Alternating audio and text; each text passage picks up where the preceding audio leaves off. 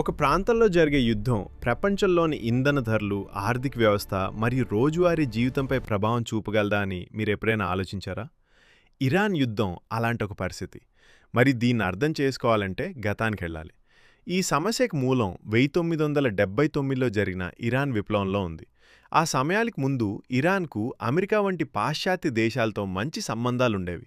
కానీ విప్లవం తర్వాత ఇరాన్ ఒక ఇస్లామిక్ రిపబ్లిక్గా మారి పాశ్చాత్య ప్రభావానికి వ్యతిరేకంగా నిలిచింది. దీంతో అమెరికా మరియు ఇజ్రాయెల్ వంటి దేశాలతో ఉద్రిక్తతలు పెరిగాయి. కాలక్రమంలో ఈ ఉద్రిక్తతలు తగ్గకుండా మరింత పెరిగాయి, ముఖ్యంగా ఇరాన్ అణు కార్యక్రమం కారణంగా. ఇరాన్ ఇది శాంతియుత ఉద్దేశ్యాల కోసం అని చెప్తుండగా ఇతర దేశాలు ఇది అణు ఆయుధాలుగా మారవచ్చని అనుమానించాయి. దీనివల్ల ఆంక్షలు, చర్చలు మరియు ఘర్షణలు కొనసాగుతున్నాయి. మరో ముఖ్య కారణం మధ్యప్రాచ్యంలో ఇరాన్ ప్రభావం పెరగడం.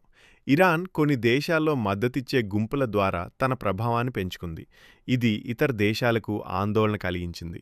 సంవత్సరాల పాటు ప్రత్యక్ష యుద్ధం కాకుండా పరోక్ష ఘర్షణలు జరుగుతూ పరిస్థితి క్లిష్టమైంది.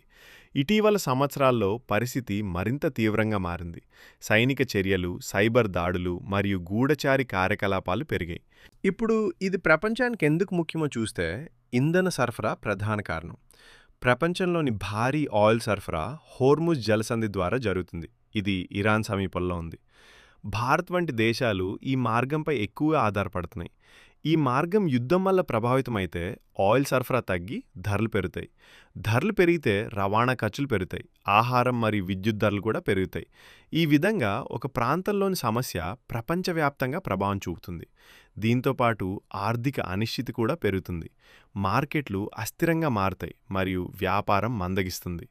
ఇంకా పెద్ద ప్రమాదం ఏంటంటే ఇతర దేశాలు కూడా ఇందులో చేరితే ఇది పెద్ద యుద్ధంగా మారే అవకాశం ఉంది.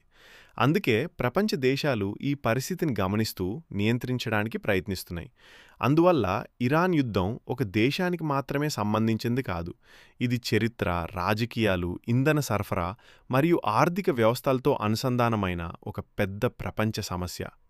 ఇలాంటి ఆసక్తికరమైన వీడియోల కోసం లైక్ చేసి సబ్స్క్రైబ్ చేయండి.